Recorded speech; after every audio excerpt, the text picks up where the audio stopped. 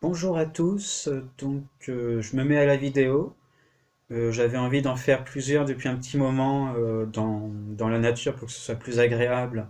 Sauf qu'à Grenoble, il y a beaucoup de vent depuis plusieurs semaines et du coup à chaque fois ça marche pas. Donc dans cette vidéo, je veux parler des armes de nos dirigeants il y en a plein.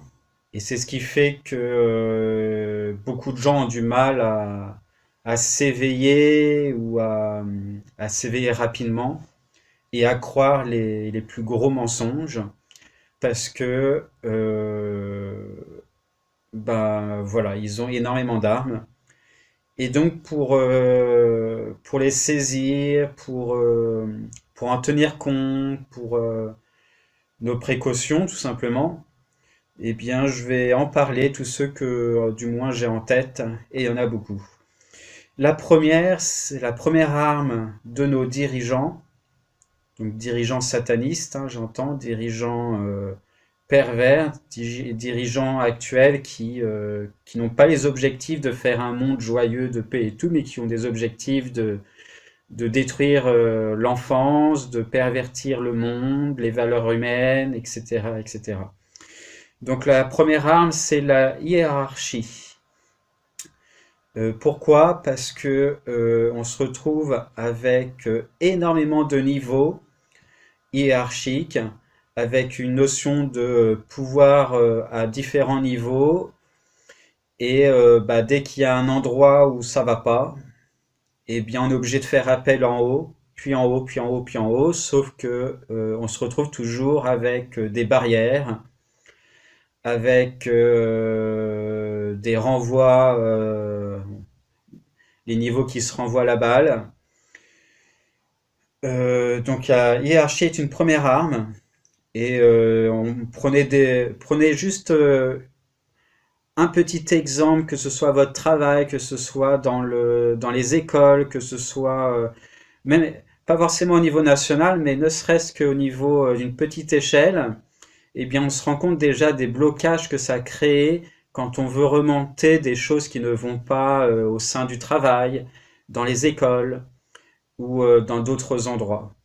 À chaque fois, il y a des barrières parce que en haut, ils vont pas avoir les mêmes objectifs, la même vision que sur le terrain. Et puis, quand on monte encore plus haut, de plus en plus, eh bien, on va avoir les barrières de nos dirigeants satanistes, qui ne veulent pas du tout améliorer ce que nous on veut améliorer. Donc la hiérarchie est une première arme. La deuxième, c'est la distance. On va utiliser beaucoup la distance pour faire accepter des choses inacceptables. Le fait que ce soit loin, dans d'autres pays, on utilise ça beaucoup dans les multinationales, mais pas seulement. C'est même à l'intérieur de la France, la distance est beaucoup utilisée. Et le fait que ça soit loin, que ça se passe ailleurs, que les difficultés soient ailleurs, eh bien les gens vont se croire impuissants, vont se croire ah bah de toute façon moi je peux rien faire, ils ont qu'à me manifester dans cet autre pays ou dans cet autre endroit. Et du coup la distance est beaucoup utilisée pour banaliser en fait des actions inacceptables la première idée qui vient souvent à l'esprit, c'est l'esclavage parmi les ouvriers chinois. Ça va être l'esclavage qu'il y a en Afrique. Et pourtant, tout ce qui se passe dans les autres pays est lié à ce que nous consommons, nous, en France, à travers les supermarchés, etc. Et même si ça se passe loin, on devrait ne pas l'accepter et dire non. Eh bien, vous détruisez les âmes, vous détruisez la nature, eh bien, stop, quoi. On arrête d'acheter. Même si c'est pas simple, allons-y petit à petit et apprenons à vivre autrement et indépendamment de l'État. Donc voilà, la distance est une deuxième arme. La troisième arme, c'est bien sûr les médias, la censure qu'il y a autour. donc les médias, qui est contrôlé par nos dirigeants, je parle bien sûr des médias officiels, eh bien, ils vont parler de certains sujets, ils vont changer le sens des sujets, ils vont faire une inversion du message, ils vont censurer d'autres messages qui les arrangent pas, et donc ils vont mettre de la vérité, ils vont mettre du mensonge, ils vont changer, ils vont faire de l'inversion. Et donc ça au sein de leurs médias officiels, mais ils vont aussi attaquer les médias alternatifs qui dénoncent avec tout un tas d'artillerie. Donc il y en a plein qui en parlent, ou peut-être pas assez visiblement. Et donc ces artilleries, bah, ça va être l'intimidation, ça va être la censure au niveau d'Internet, c'est-à-dire qu'on va aller trouver ces médias alternatifs beaucoup plus difficilement. Ça va être au niveau des commentaires, ça va être au niveau d'autres articles mensongers qui vont critiquer les vrais messages. Ça va être en créant la zizanie au sein de ceux qui dénoncent, voilà, avec des infiltrés et compagnie. Donc tout au niveau des médias, au niveau d'Internet, au niveau donc de la radio, télévision, etc. Il y a tout un contrôle pour ne faire passer que les messages que les dirigeants choisissent. Donc ça, c'est une autre arme. Quatrième arme, bah, ça va être la justice. Là, souvent, quand on fait face à une injustice, bah écoutez, tu vas voir, je vais te dénoncer, on va aller aux tribunaux et je vais gagner parce que forcément, nous qui avons une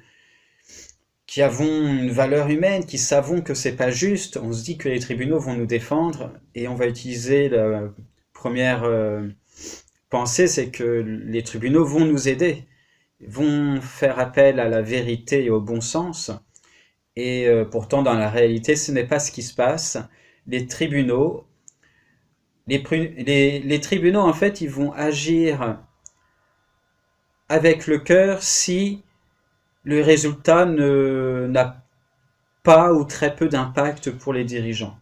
En revanche, si on se met à dénoncer quelque chose qui les dérange vraiment, eh bien les tribunaux vont faire appel à des juges corrompus et ce que l'on dénonce ne va pas fonctionner, ça va se retourner contre nous et que l'on fasse appel aux tribunaux de grande instance, à la Cour d'appel, à la Cour européenne, à l'ONU, etc., ce sera toujours verrouillé, forcément verrouillé.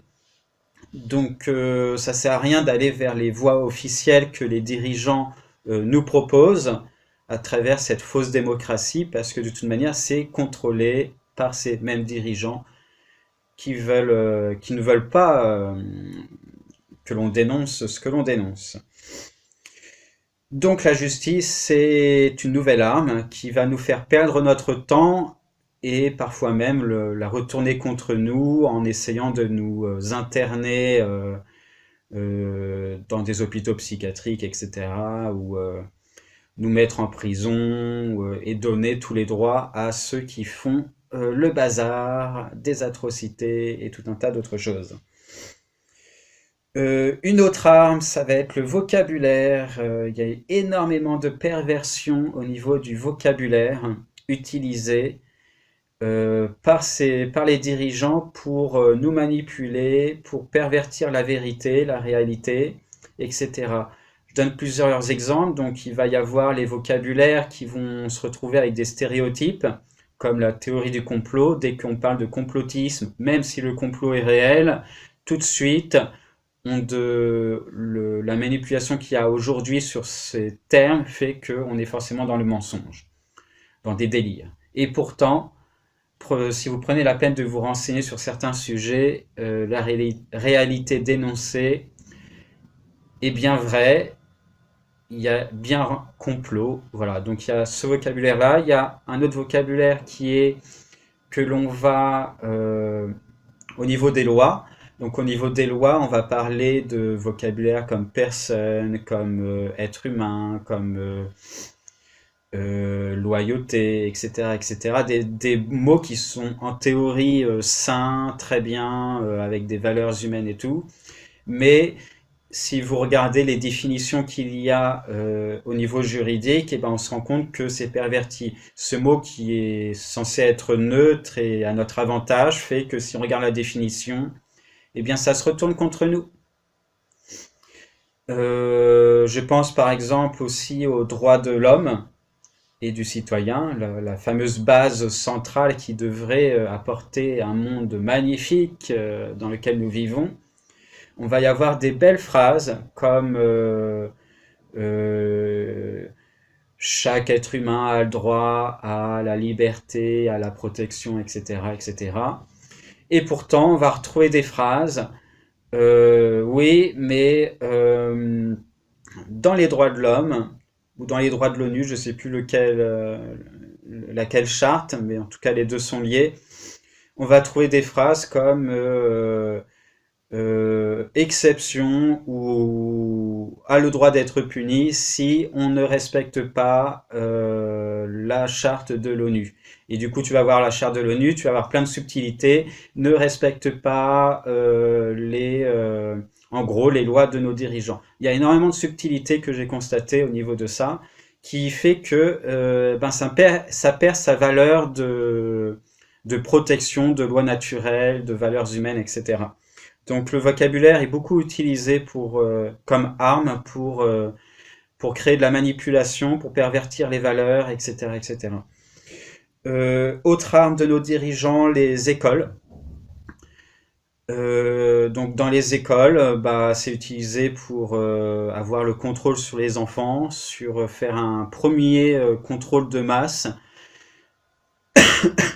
contrôle mental de la masse, pour endoctriner nos enfants à la société c'est comme ça peut pas être autrement, elle est juste, elle est belle, croyant en la République, croyant en tout ça, etc., etc. Et pourtant l'école est loin d'être géniale quand on regarde tout ce que l'on donne à nos enfants. Au niveau du programme scolaire déjà, il y a quelques mensonges, il y a quelques... Voilà, on va occuper l'état d'esprit des enfants là où ils pourraient apprendre de bien plus belles choses et bien plus utiles. Aujourd'hui, on a toutes les connaissances et toute l'expérience pour apporter aux enfants une réelle liberté et une réelle beauté dans leur éducation, que ce soit par l'instruction en famille, que ce soit par les écoles alternatives comme Sudbury et Troisième Type, qui font que on leur apporte vraiment du mieux, et également des études scientifiques qui vont dans ce sens-là également. Mais l'école n'en tient pas compte et continue ces manipulations, et c'est normal puisque c'est contrôlé par nos dirigeants satanistes. Donc l'école est une autre arme de nos dirigeants. Il y a le travail aussi qui fait que donc le travail qui est lié à tout ce qui est monétaire, financier, et donc tout ça pour que donc ça c'est une arme aussi utilisée pour nous maintenir dans le contrôle, dans la dépendance vis-à-vis de l'État, parce qu'on va avoir besoin d'argent pour ceci, cela, cela, cela, alors qu'il suffirait de s'en écarter, de fonctionner différemment sans l'État, mais à travers des petites communautés, comme c'est déjà en train de fleurir à différents endroits du globe, mais ça reste une minorité. Et donc le travail et tout ce qui est financier, en fait, tout ce qui est l'économie, en fait, de manière générale, il y a une énorme manipulation autour de ça.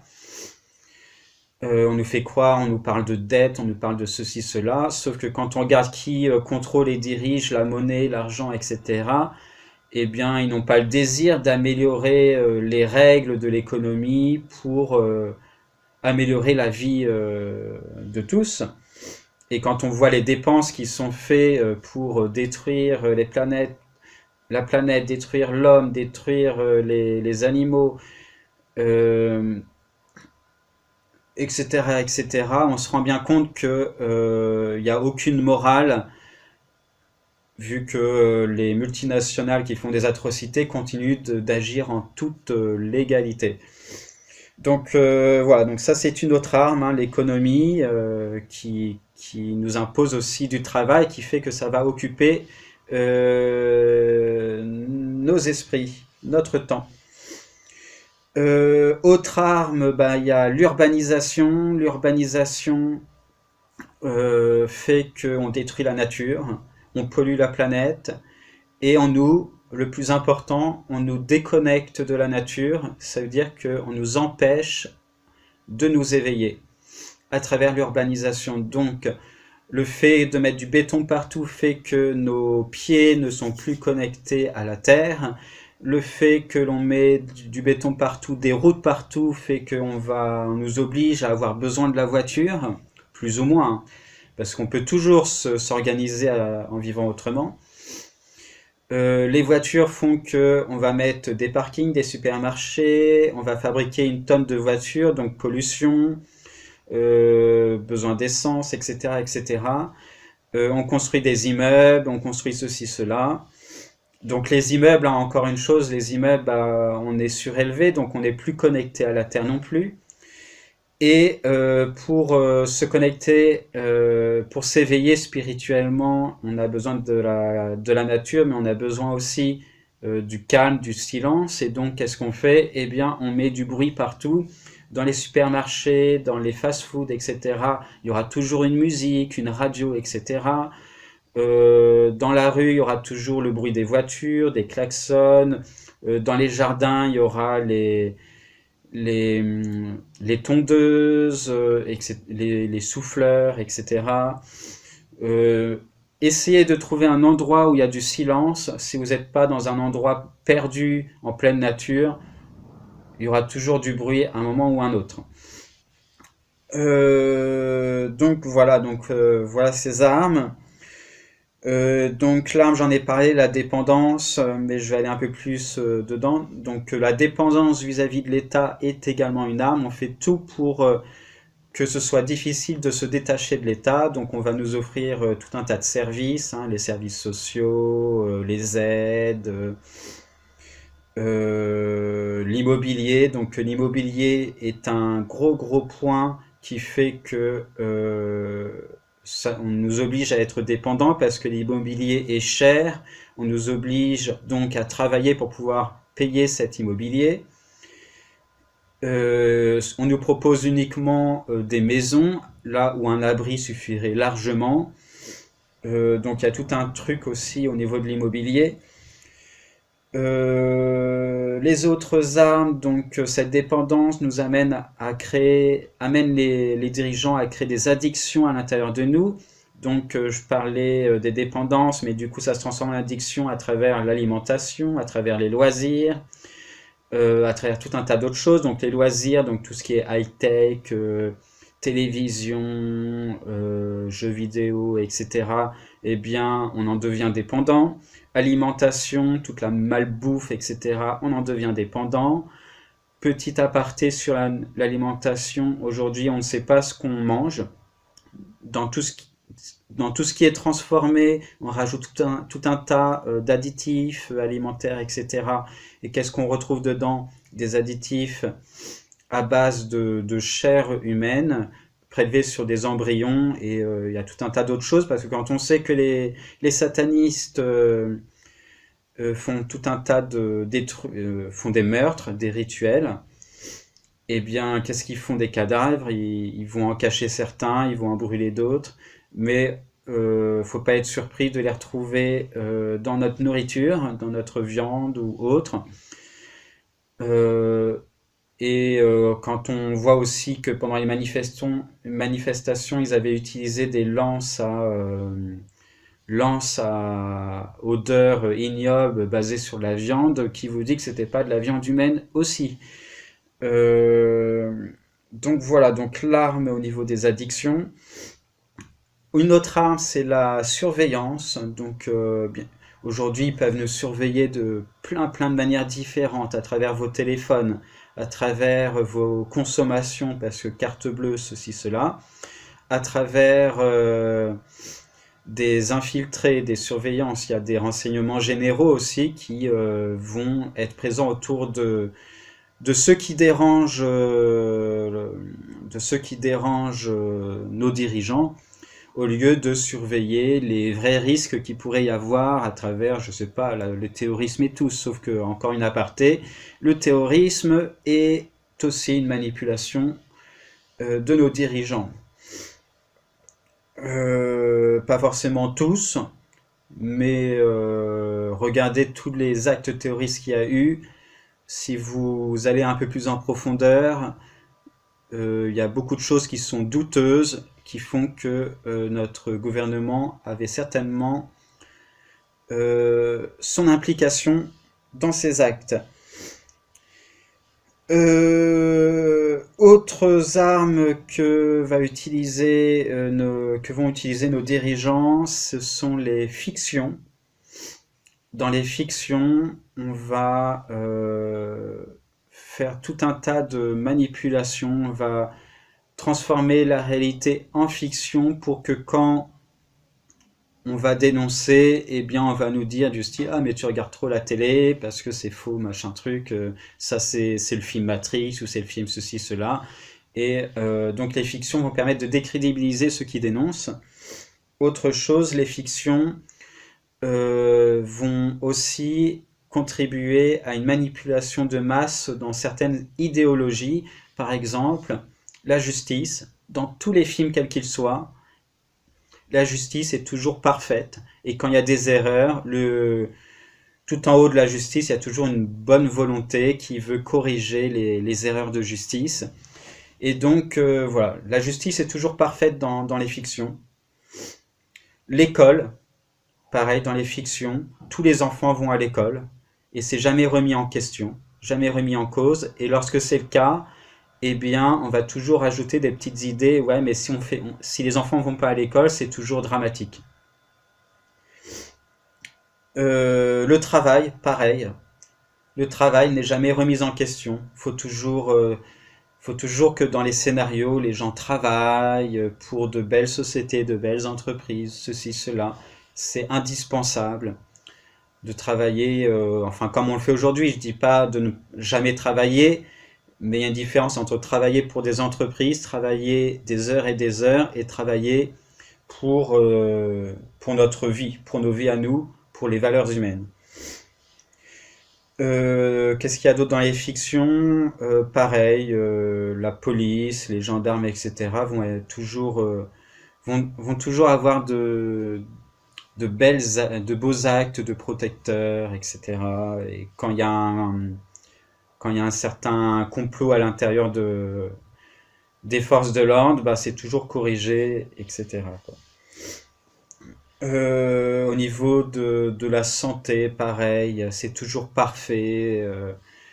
Euh, voilà, il y a jamais rien qui est remis en question dans tout ce qui est placé comme service de l'État, en fait, dans les fictions, dans les films. Et quand c'est le cas, bah, à la fin, au final, c'est toujours à leur avantage. Donc voilà l'arme au niveau des fictions. Une autre arme, c'est au niveau de la santé et de la psychiatrie. Donc au niveau de la santé, on nous rend dépendants au niveau vis-à-vis des hôpitaux, etc. Parce qu'on va entretenir une certaine peur. On va faire en sorte aussi qu'on soit toujours affaibli, qu'on ait toujours besoin d'eux. Parce qu'ils vont jamais chercher, on va jamais s'attarder aux causes. Quand on sait que le cancer et tout un tas d'autres choses est provoqué par la pollution, la malbouffe, etc., eh bien on devrait s'attarder à améliorer tout ce qui est alimentation, pollution, etc. Mais ça, on s'en fiche, on préfère mettre des pansements pour que on aille toujours voir un médecin, aller à l'hôpital, etc. Sauf que si on était cohérent et qu'on faisait un peu plus attention à nos vies, on aurait beaucoup moins besoin des hôpitaux aujourd'hui, des médecins, etc. Et on irait voir plein d'alternatives possibles pour prendre soin de notre corps et de notre santé mentale. Donc il y a également des abus au niveau de la psychiatrie, où on ne va pas hésiter à interner ceux qui dérangent, ou à les emprisonner aussi d'ailleurs. Une autre arme de nos dirigeants, c'est tout le côté donc scolaire qui amène un diplôme, ces étiquettes qui font qu'on va avoir des experts, qui font que celui qui a une certaine lucidité mais qui n'a pas le diplôme, eh bien se retrouve sans valeur, même s'il est beaucoup plus logique dans ce qu'il dénonce. Donc on se retrouve avec des experts auprès des tribunaux qui vont faire des rapports complètement bidons et quand tu les lis c'est trop énorme. Et pourtant on les fait passer pour des experts et donc on va leur donner tout un tas de valeurs. J'ai pas le mot en tête, il y a un autre mot mais voilà. On va leur donner raison. Et par contre, celui qui va dénoncer des vraies choses, qui va avoir des preuves, etc., mais qui n'a pas de diplôme, qui n'a pas d'expertise dans tel ou tel domaine, malgré ses recherches, malgré ses preuves, etc., eh bien, ça n'aura pas de valeur. Donc voilà l'effet aujourd'hui de la scolarité, de l'université, la notion de diplôme. Voilà, il y a plein d'armes qu'utilisent nos dirigeants. J'en ai peut-être oublié, certainement même. Et tout ça, ça fait que ça fait un contrôle mental collectif. Donc bien sûr, il y a aussi l'arme du contrôle mental individuel, hein, qui est fait pour nous détruire, nous affaiblir à travers différentes manières, hein. Il y a les ondes, il y a tout un tas de choses comme ça. Mais tout ça cumulé fait qu'on est bombardé de coups de marteau. Et ça entretient à l'intérieur de nous des faux messages, des peurs, sentiments d'impuissance. On est une perversion à l'intérieur de nos tripes. On nous affaiblit. On nous déconnecte de nos valeurs humaines, de la nature, de notre spiritualité, etc. Et du coup, bah, on se retrouve au final à devoir démêler le vrai du faux, démêler plein de choses. Et puis, bah, il y en a qui vont complètement ne plus trouver de sens à leur vie et qui vont en finir par du suicide, d'autres qui vont finir par la haine. Donc la haine est d'ailleurs une autre arme de nos dirigeants. Ils font en sorte de nous pousser à la colère, à la haine, parce que c'est ce qu'ils veulent en fait, nos dirigeants satanistes. Ils aiment la souffrance et donc c'est ce qu'ils veulent. Et une autre arme aussi, bah, c'est les belles alternatives, parce que il y a, non pas que c'est pas bien, mais il y a une petite manipulation subtile à travers entre ceux qui dénoncent et ceux qui vont vers des alternatives de lumière, du cœur. C'est que on nous fait croire que c'est blanc ou noir, qu'on peut pas rejoindre les deux ensemble, et que soit tu agis en dénonçant avec la colère et la haine, soit tu prends la fuite et tu fais ton petit coin ailleurs de façon responsable, comme si c'était pas possible de rejoindre les deux et de dénoncer et d'agir avec le cœur, tout en créant des alternatives pour se détacher de ce système. Et la solution est en fait là, c'est qu'on devrait fuir ce système pour agir sans eux, et donc cesser de le nourrir, et également